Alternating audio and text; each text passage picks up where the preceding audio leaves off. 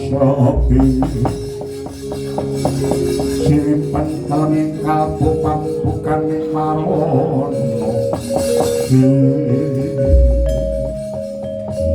Babu Kunti aja tumlawuh ngrasamu duweni rasa sampeng lan kuwatir marang anakmu lanang Bratasena margo anteping tekadmu sawetara tunggonku weguru marang Bapa Druna Pramana liya kecobaan nggonku kepengin nyramakake uripku sakutuhe kanggo rahayu ning dumadi saka pituduh ingkang cumandha ning atiku ya mung Bapa Guru Druna ingkang bisa nuduhake dalaning kasampurnan Babu Kunti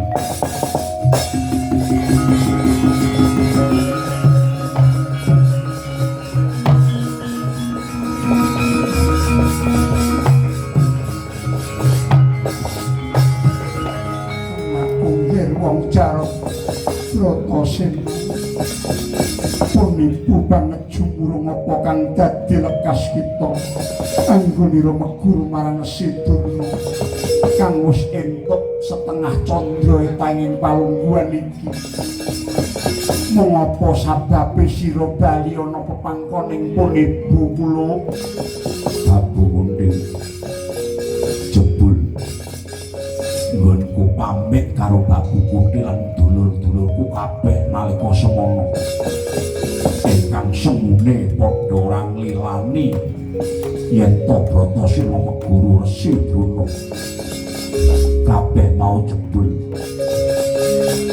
ora nganggo dasar katitik Bapa Druna jebul bareng tak sinaoni tenang kae dudu wong cepete-cepete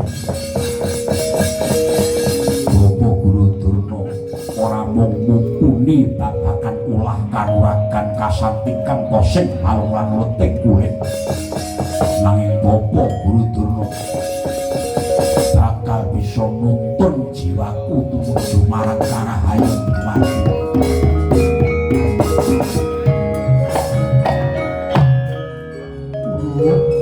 bagus mumpun ibu kepengin sumurut apa to karnane dene kowe mung tansah kepengin gayuh karo kasampurnaning dumadi apa sing bakal mbok goleki wah Babu Kunti donya iki saya suwe saya panas kahanan iki saya rusak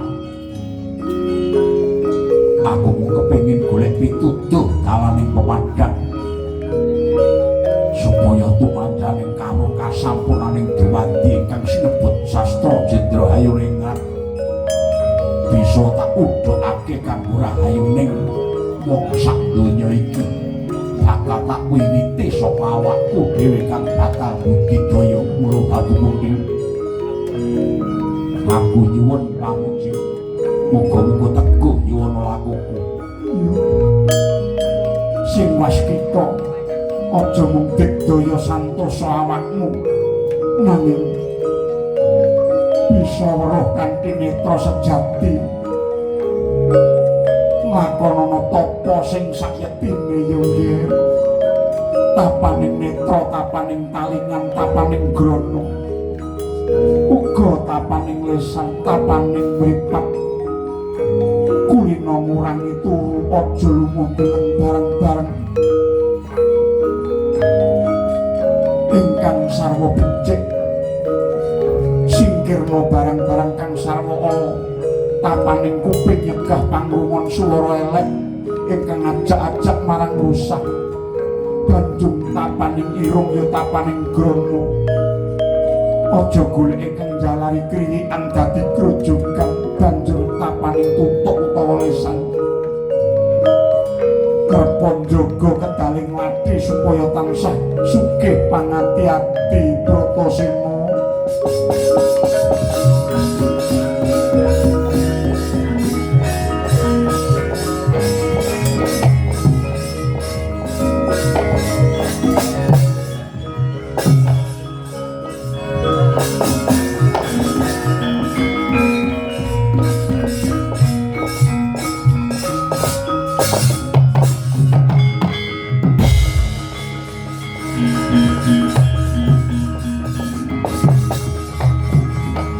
Pahaman yang lisan Bratasena kanthi ingkang minus ingkang mapan wonten Purayaga negari asring kaya ngrungokke gendhongan kang muluk ing kawang.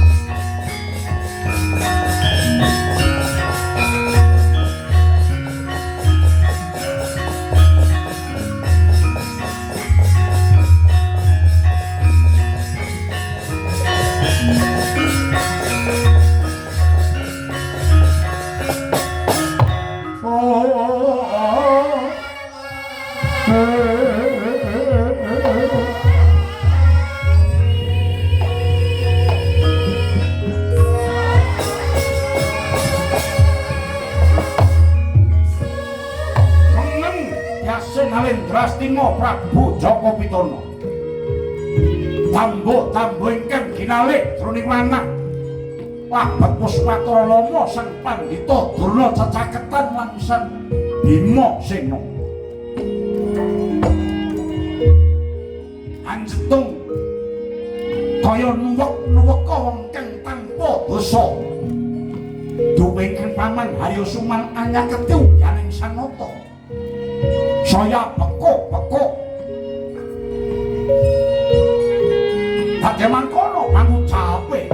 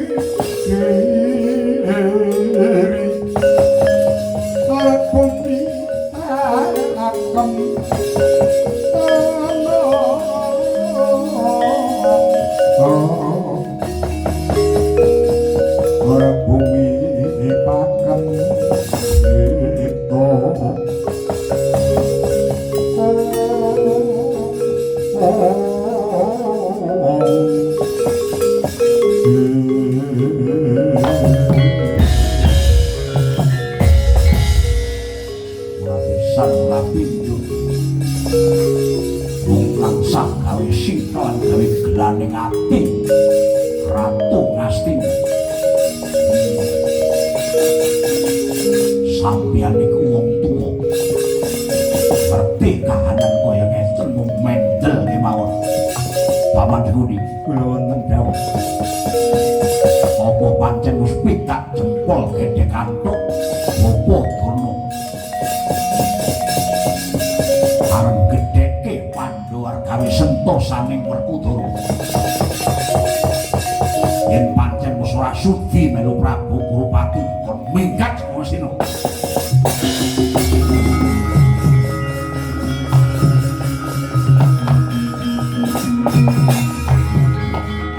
Nyawa Gusti kula. Nggih Sang Prabu. Kuwi sabar sareh ing penggalih nggih.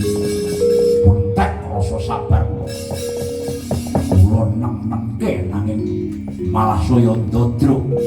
Semune ngece kalau Prabu Kurupati anggepe bapa Drona wonten mriki niku sing ngingoni sapa. Wong melu cekek-cekek.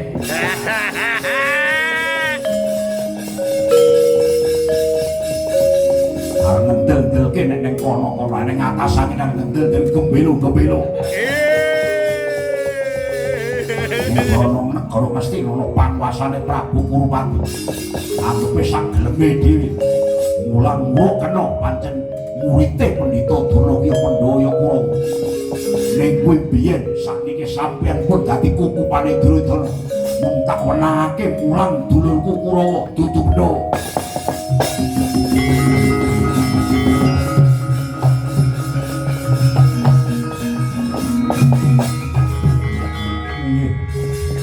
Inggih sampun to sinuwun menawi tetel mekatan kepareng paduka kula nyuwun pamit badhe nanting manahipun Pandhita Drona.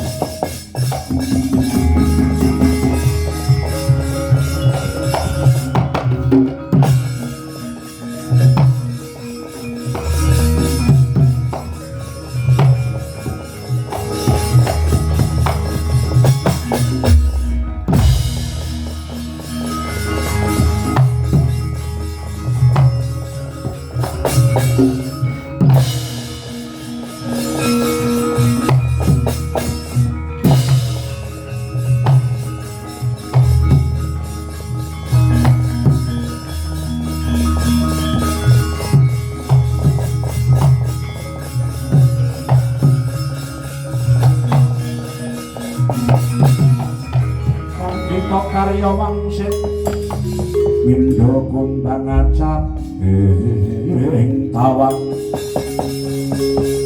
susuh angin ngendi gone myan kaling kangkung omban piye sotomo kula ngertos piye Kakang Mas Bratasena sampun sawetawis wanci anggen gulang mugi kawuh undhaking pangertosan dhumateng Bapa Drona.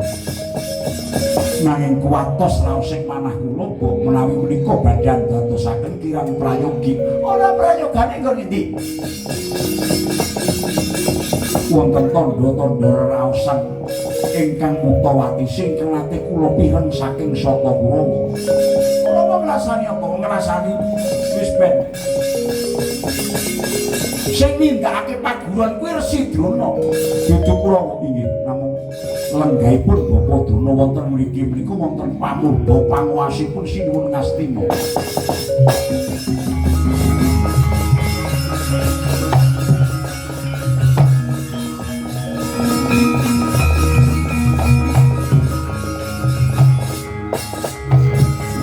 Kanggo kawuryan kang palaka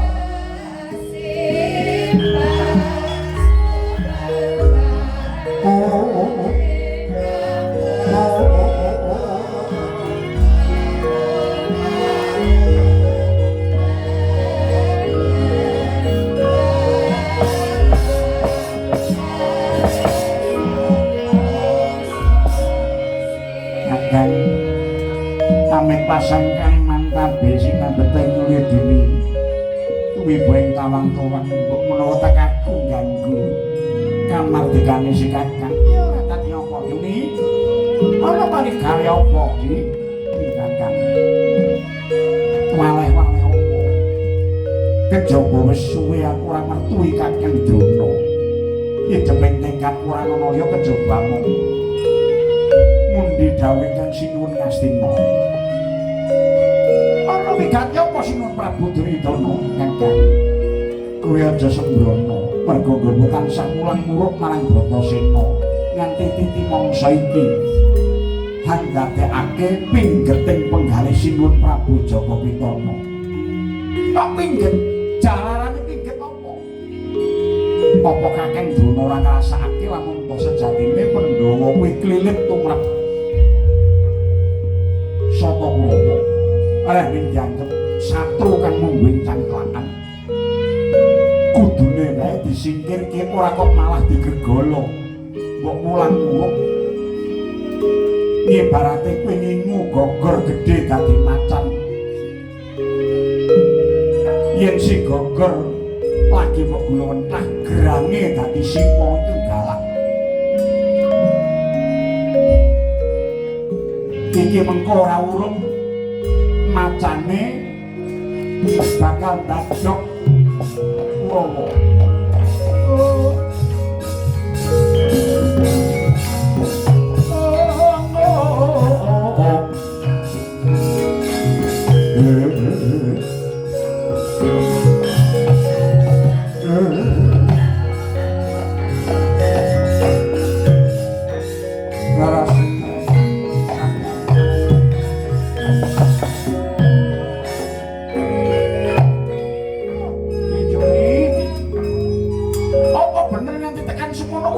Prabu Duryudana. Iya Kakang.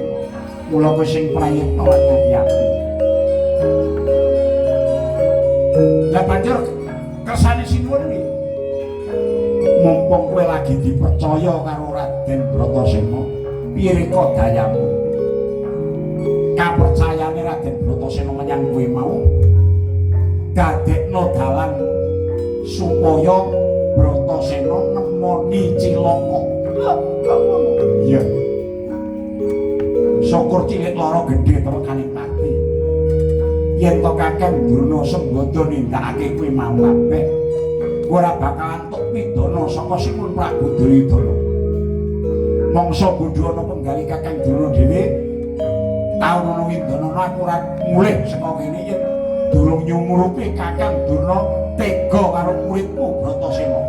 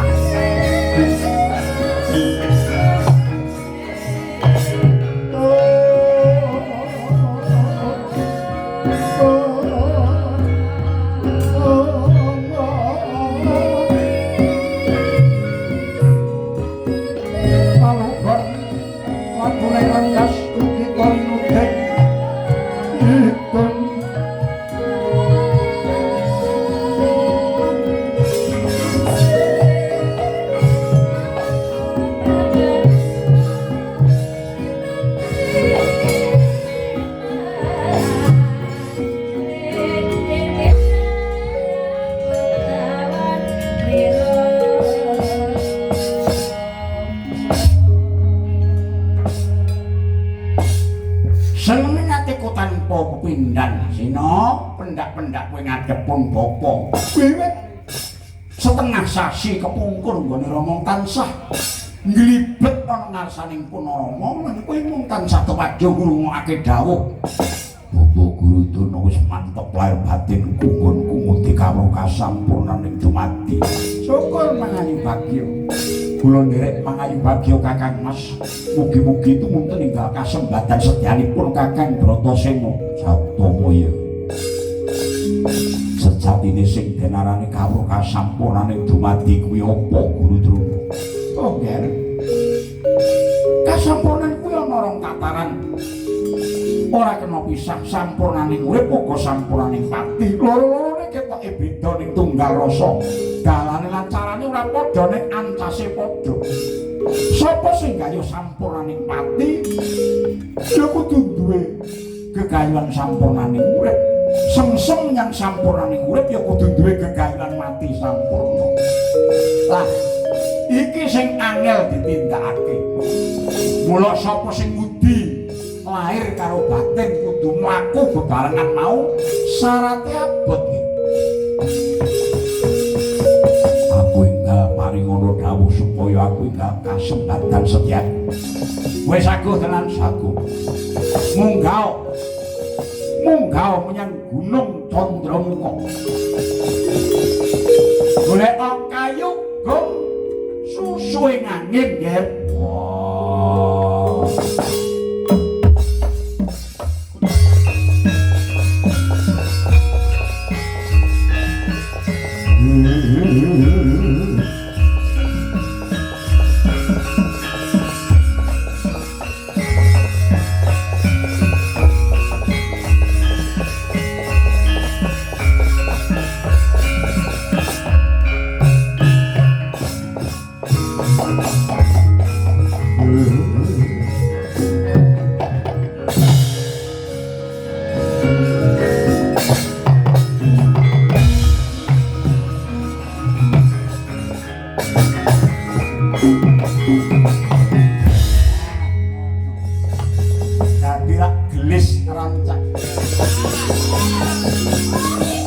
Pancen kowe wong pinter tak kon. Kok kowe ngarani aku wong pinter ya? Mbok kon golek kayu gong susah angin apa enek ketemu kayu gong kok susah angin. Sergono Gunung Candramuka gawat kliwat-kliwat mesti akeh matine kan.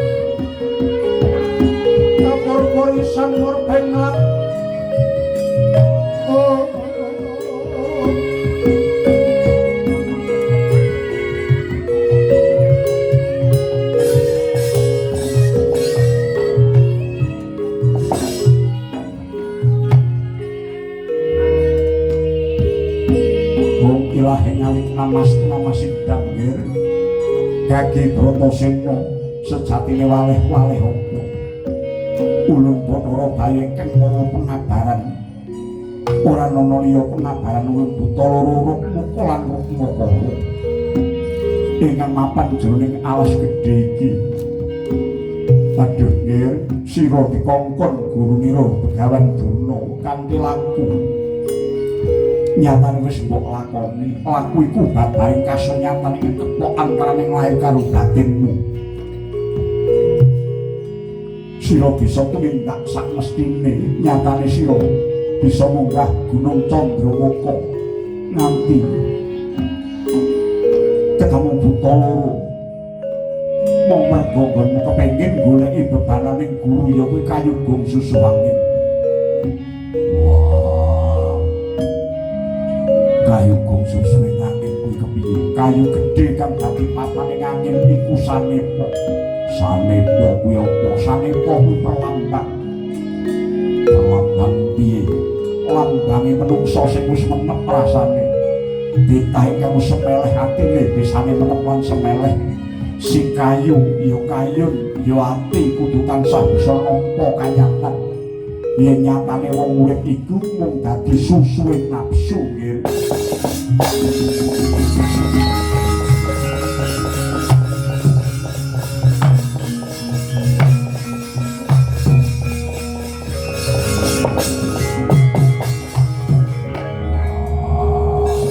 Ngaturake panuwun. Sepuluhku dadi susuhe nafsu. Iya kaki ning Durna Ratelu kae wong pinter gurumu sejati. Yen mun wis bisa batang apa kang dadi cecangkrimane Guru Durna ya. Kula saiki prayogane bali ya ana ngersane Pendhita Durna. Monggo sakumpuhe tresna ngudi karo kasampuran marang Resi Kumbayana. Wah, ngaturake panuwun. Nangka tandha bebungah ulun marang jeneng para kaki. Tak paringi patrap gelung minangkara kencinan ndek arep dhuwur-dhuwuri. Kejaba saka iku anggone rong rasuk karo kasampuran bakal besok kasembatan. Muga-muga mengkono marang tampanen kaki Bratasena tanglut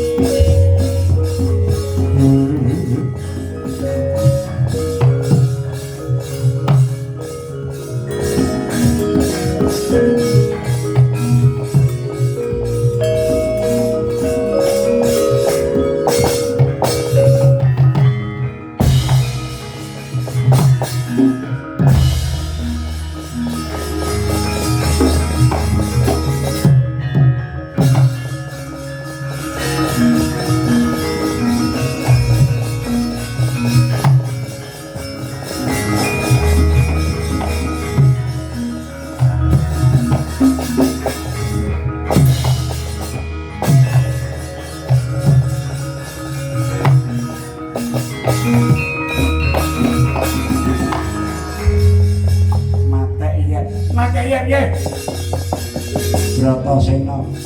Bratasena ora mati.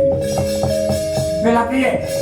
Isih bali malah mencorong gurayane.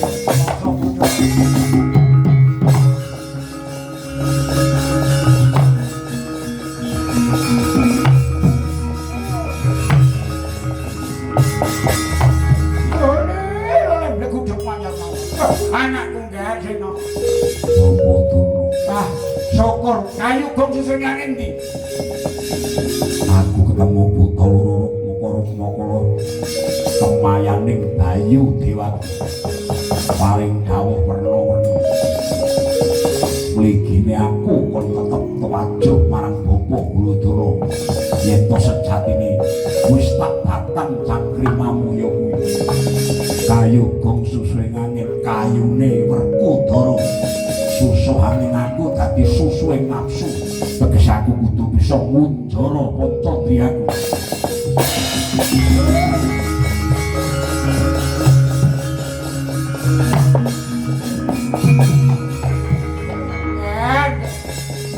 Yo. Wong lantik ora kaya jeneng kita ngger Werkudara. Endi karo kasampunaning dumadi ndi? Apa ora gampang? Wong ayo karo dhuwur kuwi ora gampang. Kowe melu ana saka 5 kene iki kudu tak dadar tenan. Lah ora mung itu-ituan. Aku yo ngolah ngalih kok. Apa kowe isih ora percaya karo ngono? Ya iso wae ora percaya mergo kowe ning kono ki dep-depamu dudu iki.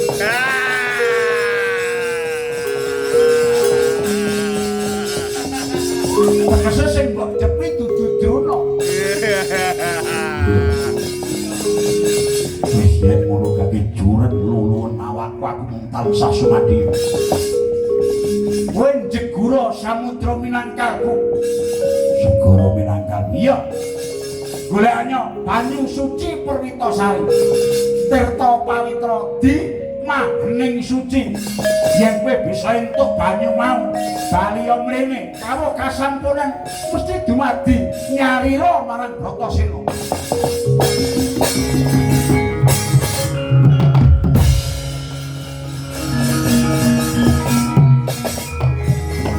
Nah, iku mati tenan. Cah sitok kae mati tenan. Ben ora jegek-jegek. Tapi semestake mati-mati jegur segara nira dibadhok iwak ludan mati tahun minggu mbak kowe mojoke Pendhita Sura ati uriping Bratasena duduring aku.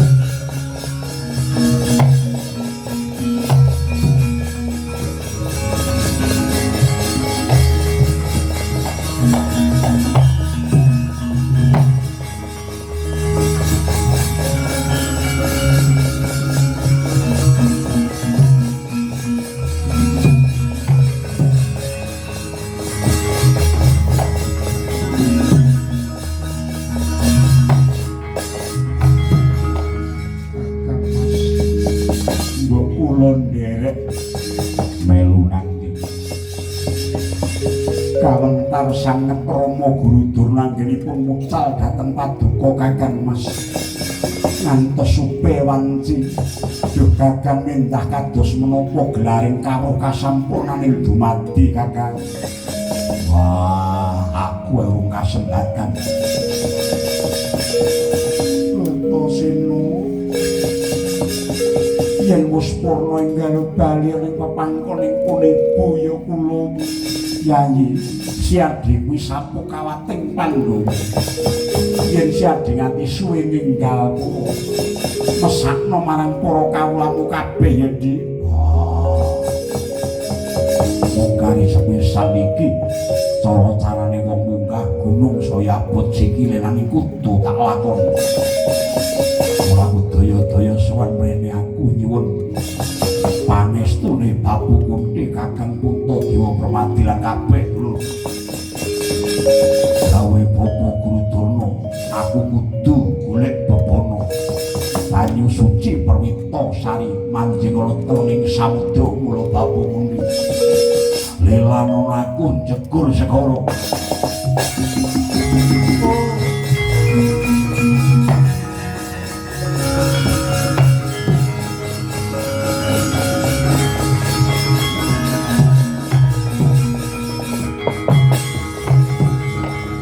Dewan Kara Kingken Wirmanguswa kang ayon Kakang Mas kene menapa paduka badhe nilarku adiku diadiku Werkudara segara kuwi nggoning pematian coba ora ari entel ning batin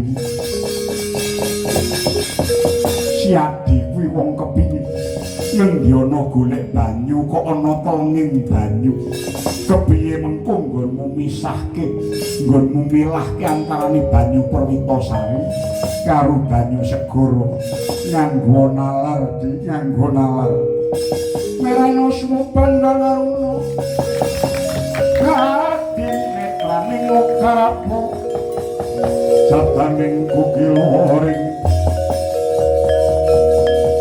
kanika kaketer kene dongane bumi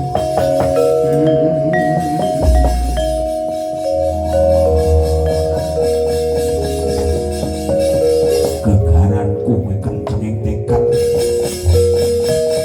mestine bar kakangku seweruh marang jati ning Werkudara upama pun kakang iki bodho nanging isih ana pendhita kang kepinterane ngungkuli gurumu Begawan Durna ya kuwi eyangmu dhewe Kanjeng Hyang Saptawarga sang Prembana Byasa ingkang mumpuni ngreh kasampurna ana marang surasaning kitab wening pangestine kaya mustikaning banyu bening Werkudara ya gene si dipercaya marang Rama Durna pinter njero langit Bapa Durna iku pujangganing Kurawa Kakang Mas kula kuwi menggalih kanthi wening. Katingalin karo kakangku gunemane kaya ngono mongko. Selawasing urip kowe mung tansah teteken kasucen pepayung budi rahayu ora tau nyabdala. Kena apa saiki kowe ngono? Durung-durung kowe wis nandukake Jubriya Narka sing ora-ora menyang Guru Kursi Druna. Apa kowe njaluk diloke wong sing ora bebles penemu? Ora bakal ana guru sing jlomproke menyang patine murid.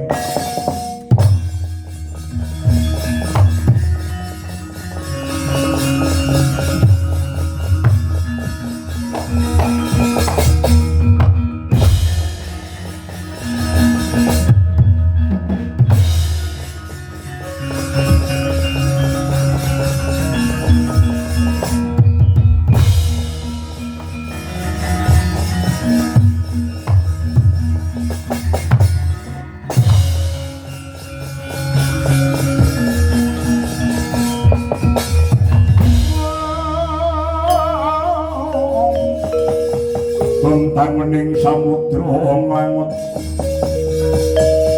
langut tanpa akun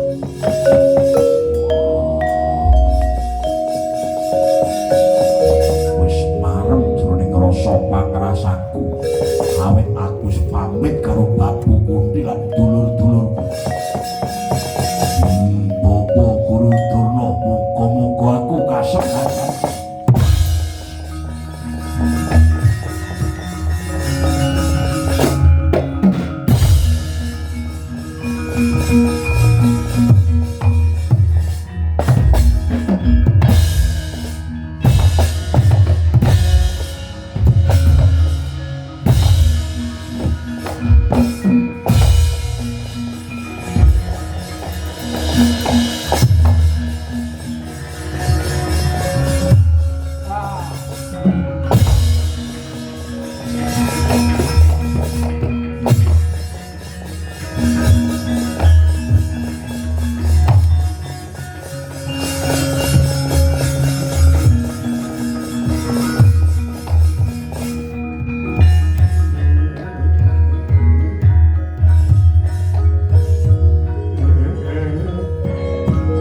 Anoman malompat sampun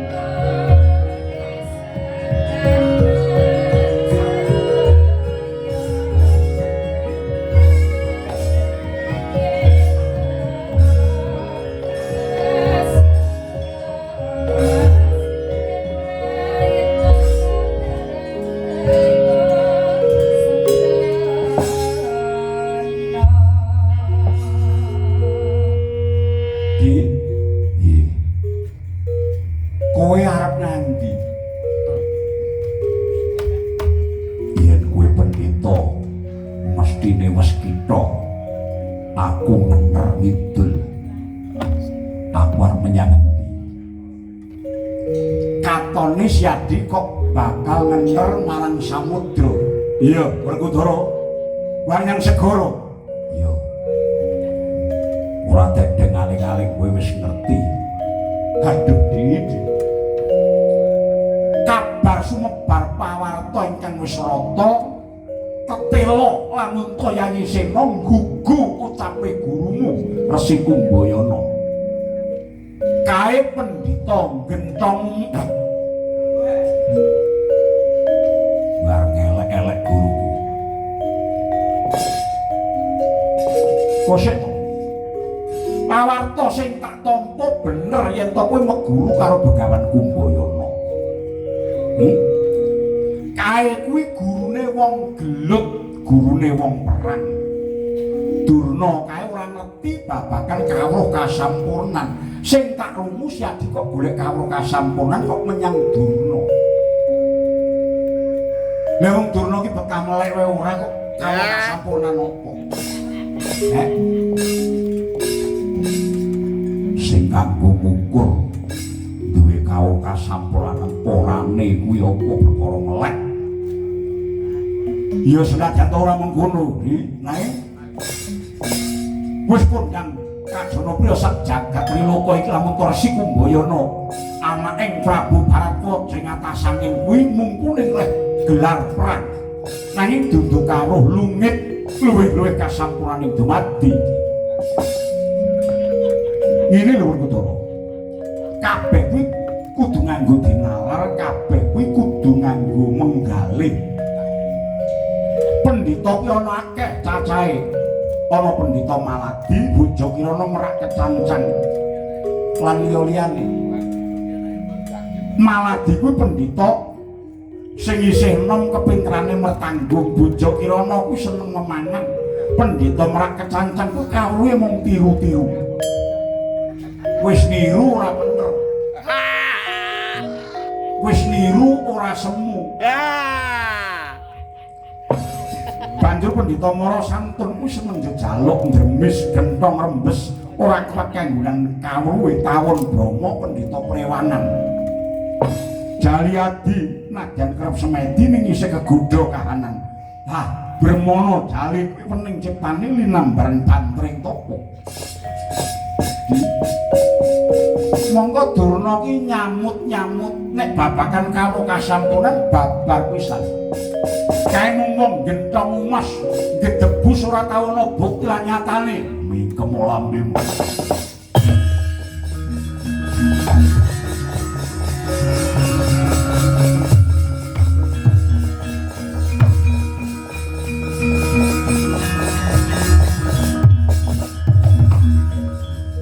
Mong penduke ya Mas. Nanang dhewe. Bedro aja ngregone wong rembugan. Lah tak lungokke kok kono kok karo dulur kok padu napa. Kok kaya anak kula niku loro niku go nengen. Ya. Ya padu malah nengen. Terus. Ya pun ngendon-ngendoni karep to. Wong niki karepe meguru tenanan kok sampeyan malah ngendon-ngendoni. nek karepe gegladen dina Senin nggih karepe. Sampeyan butuh dugi nggih dugi, nek mboten gelem nggih mboten usah melu. Ya. Ngono. Karepene wong pinter kok. Iya. Apa wong ki ya kudu nek aku ndak kawruh iki ya kudu gelem sinau. Bangun.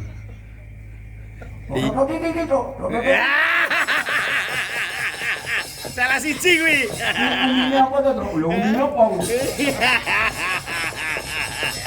Ora kowe nek ngono kuwi. Ini apa? Nak gunang terus.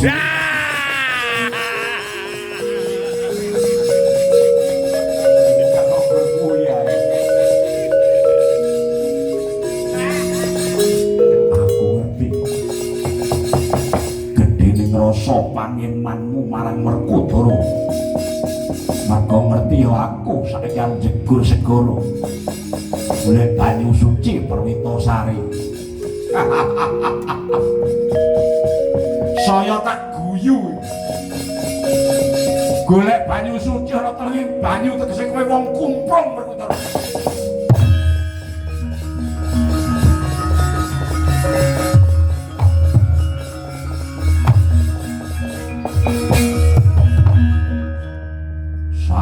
Nggonmu ngarani aku barane wong gendeng, wong dekleng, wong edan. Wis ben. Pun terus kemawon. Kula dukung. Kula dongani. Ya ta, Kang? Iya no, aku seneng apa terus lu. Lu ya apa? Ambil wiwit nggon ngono kuwi. Yo ayo. Ayo.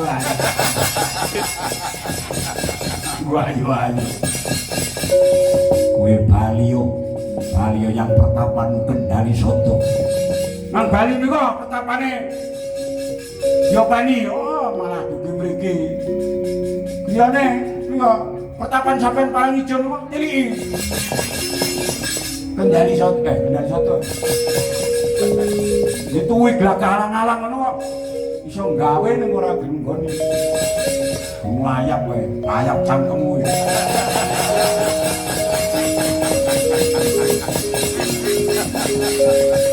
Kowe ngali. Mulya wis yen jatuh jegur segara aku ora bali. Yen ora bali, opar melu jegur, ora melu jegur. Opar dadi wong gendeng kaya kowe. Kowe tak alang-alangi, aja nganti jegur segara. Mergo kowe mati aku sing kelangan. Kowe aja ngewangi-wangi aku. Ora gelem bali aja takut dosa. Werkudara kowe bali yo. Enak manuk bareng ngomong to. Dingu yo sing ngengu yo wedi. Kowe gelem ngengu manuk kaya ngene kok? Ora. Aku nggih tau dikeki manuk. Mangani gemak bendina e. Dia makake rak gemake jek urip to, Truk. Dadi pamane ditekeke bendina iki suwe-suwe aku kelas. Lah kendala tenan niku manuke nek mangan barang urip kok ngono iki kok ya enek-enek wae. Aku iki bendina cilaka e. Lah banjur manuke tak dol. Ora itu kok ora. Manuk marai soro. Kowe ngali yo. Kowe gelem bali apa ora? Siadi tetep tak tutke. Aja ngetutke aku. Wong sinawet kudu ditutke. Ngetutke nek kaya kula niku ditutke anak kula niku gong-gongane lak apik. Iki kenomane nggih apik. Dadi niki ngetutke kula nggih sae kemawon. Nek sampeyan ngetutke jero dolen mboten apik. Ora gelem bali tak samplok saka ngene. Kowe sing kudu bali.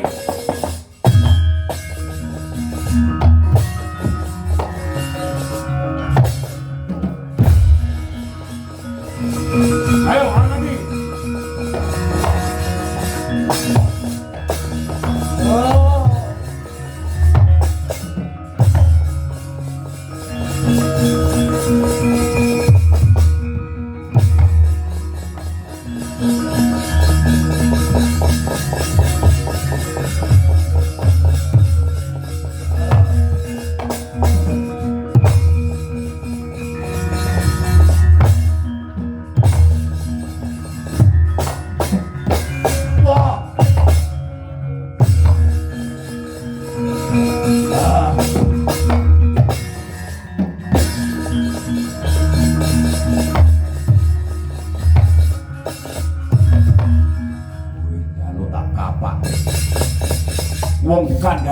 darani Gemang. Gemange wegah-wegah ki mo. Si Adi ki mulya, Warasuti. Mulih mo.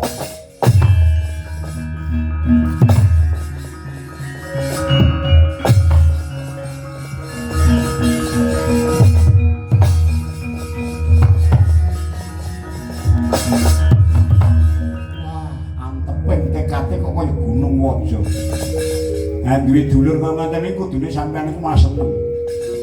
Wong duwe dulur kok ngono kok ora seneng. Piye to? Mboten piye-piye. Jegur banyu lho. Mboten napa-napa to. Kula niku bojo mboten gelem ngadeni kula niku cemplungke kali. Aduh, kok kelangan dulur tenan. Mboten. Mboten nek mandi. Nek mboten percaya kalih kula mantukis ing katebian.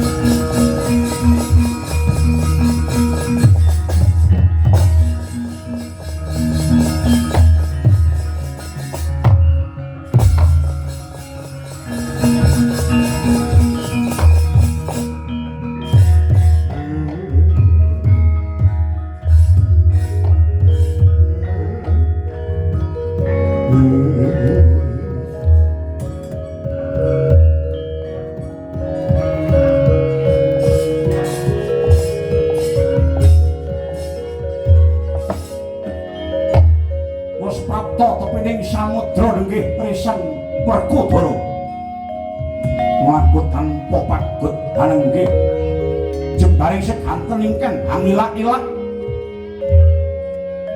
biru moyo alun gulung gumulung nganti ndadekake kekes miris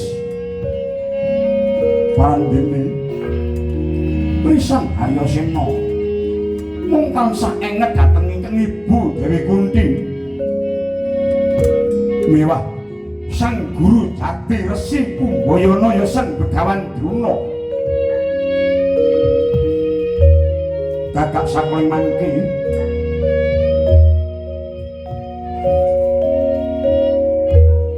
saya ilang eri beting ati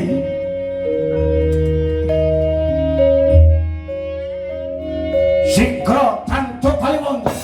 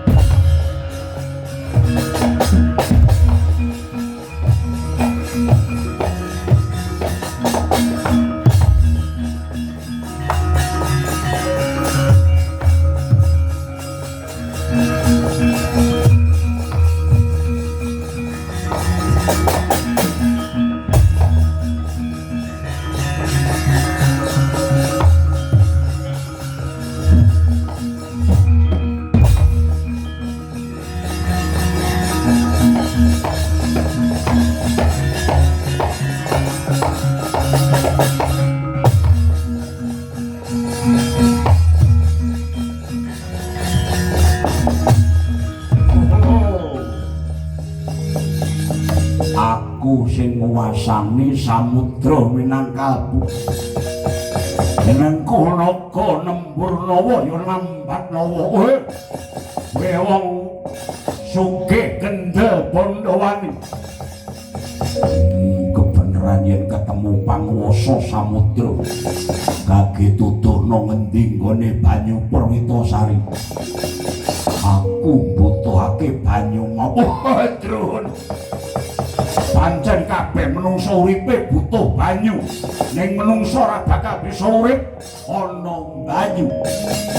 Mergo iki dudu jagatmu, elinga iki dudu jagatmu.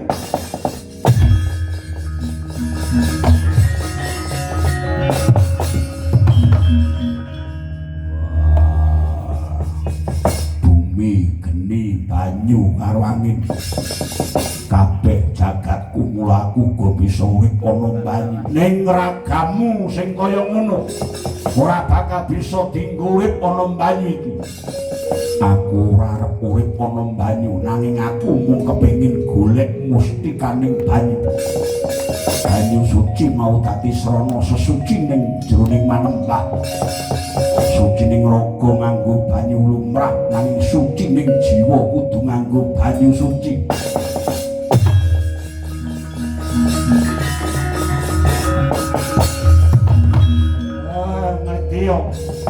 Oke menungso ngumbah ragane ora tau ngumbah jiwane. Tak baleni meneh oke menungso ngumbah ragane ora tau ngumbah jiwane. Mula ora susah goleki banyu suci Perwitasari. Zaman saiki banyu suci ku wis ora ning gunane. Gunane banyu suci gedhe banget tumrap wong sing nuju marang panembah sejati ya aku iki. Mula segara iki bakal tak udak tak goleki nganti banyu suci mau bisa ketemu. Woh, kowe wong nekat. Semene jembare isine mung banyu segara. Ngudhak nganti sempal tanganmu ora bakal ketemu.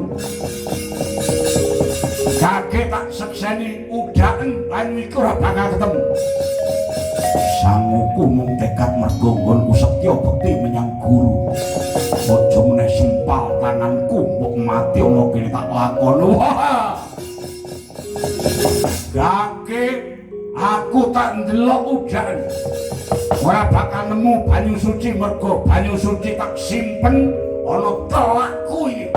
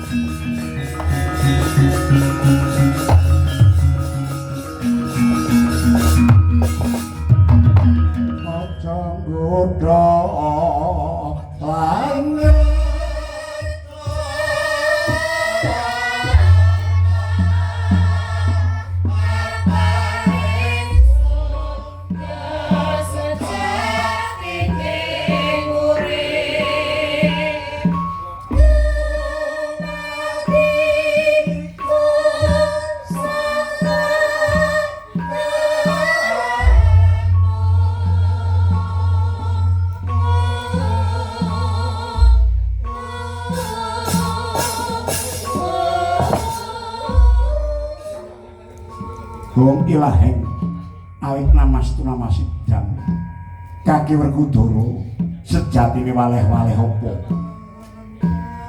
sejatine ulun sang dewa ruci ora kliru dalanira yaiku marga sejatine kudu mbok nambah ning alam iki nambah ning alam ingkang sunya ruwi mara gage manunggala kelawan jeneng ulun kaki mara manunggala kelawan jeneng ulun nggih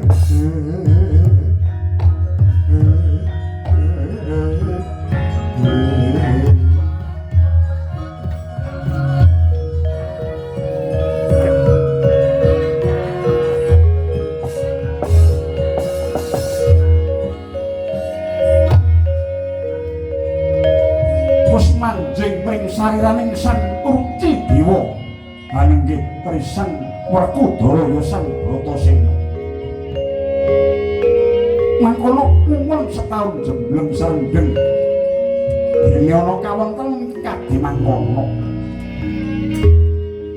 Sena sira weruh pewujudan apa wah warna-warna nganti bingung rasaku mula kaki werdena kahanan iki kula sumapa ing kono sasananing banyu suci banyu iku srana panguripan suci dening tanpa reget wong urip ing alam donya iku rene wis kebacut dilairake lan digedhekake netepono sesanggumaning wong urip kudu golek srana panguripan kaya watak banyu kang bisa kanggo apa wae yen banyu mau bening kena kanggo srana manembah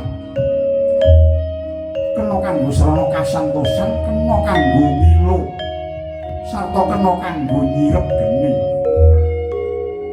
lamun menungsa bener-bener weruh lan ngerti marang piwulang ingkang maha agung sayekti ora bakal kanggonan rasa semelang watake kaya banyu bening kang tansah gawe tentrem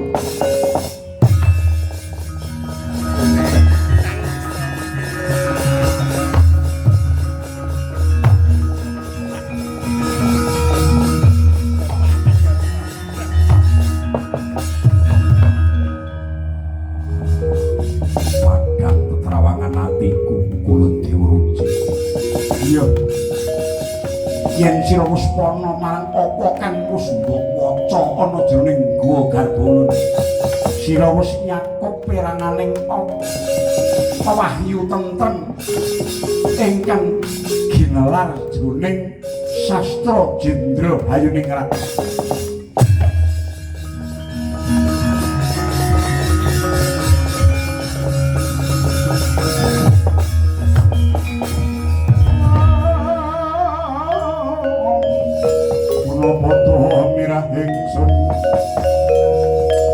Rehateng mas moko ijil kulon derek wonten mriki kewala pungulun ora kena kula iki durung titik kala mangsang mara gage tumuli Dalya Dalya Marcapada yen kono isih akeh sesanggeman ingkang kudu sira tindakake kaki sebarno kawruh panunggal iki kanggo tentreming jagat raya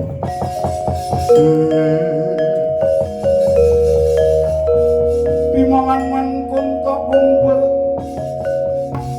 pateng gedhe kang sayangga angkara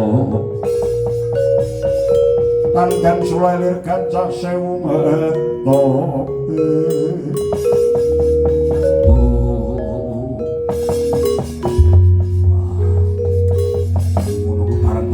pukulun aku nyuwun pangestu lan nyuwun pamit ya tak sangoni basuki ya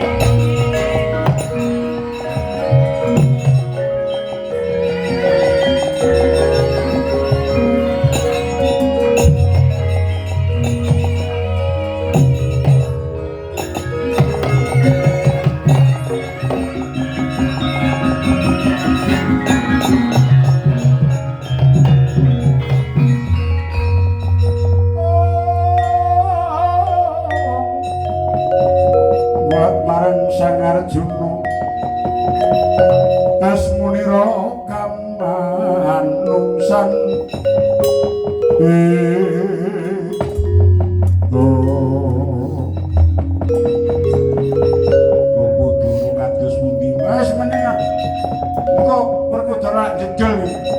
nek ora jedul aku kok tak jegur. Aku tak jegur.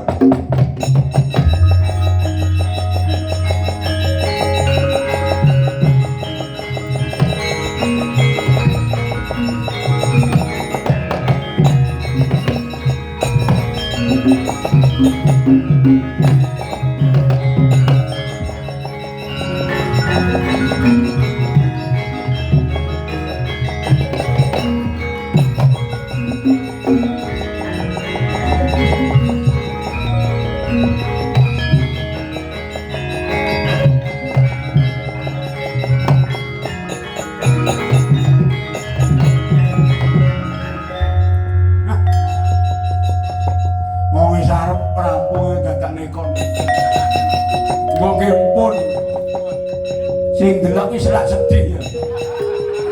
Sedih karepmu ora kan.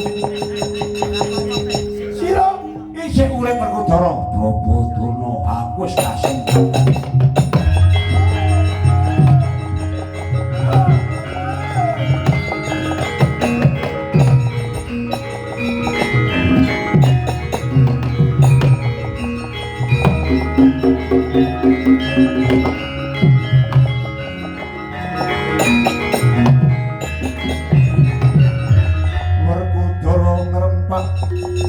Wadya tigang ewu kang salah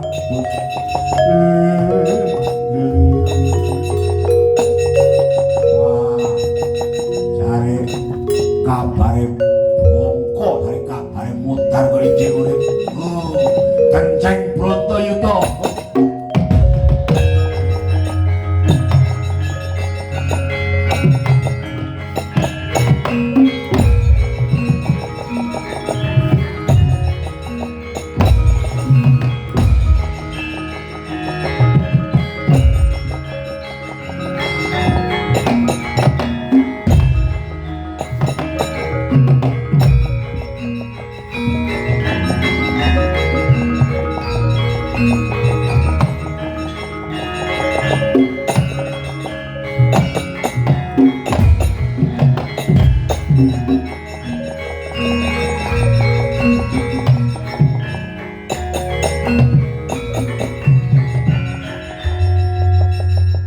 Antasena.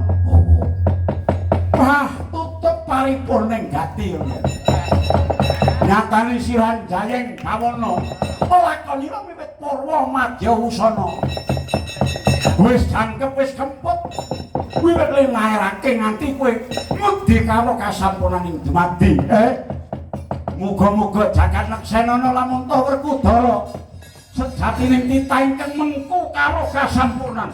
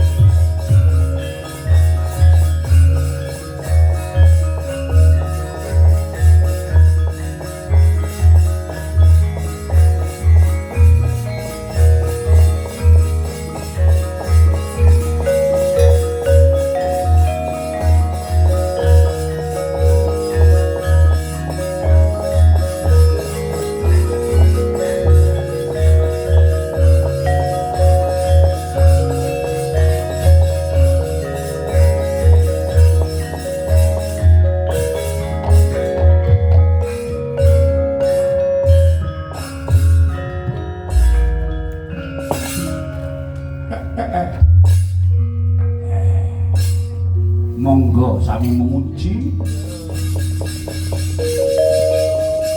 dateng ngarsaning widi mugi-mugi kula warga inggih tansah tentrem lan rahayu Handaying awana. Boten namung putra menika ingkang dipun syukuri nanging ugi putra-putra sanesipun tansah kasembatan ing samukawisipun.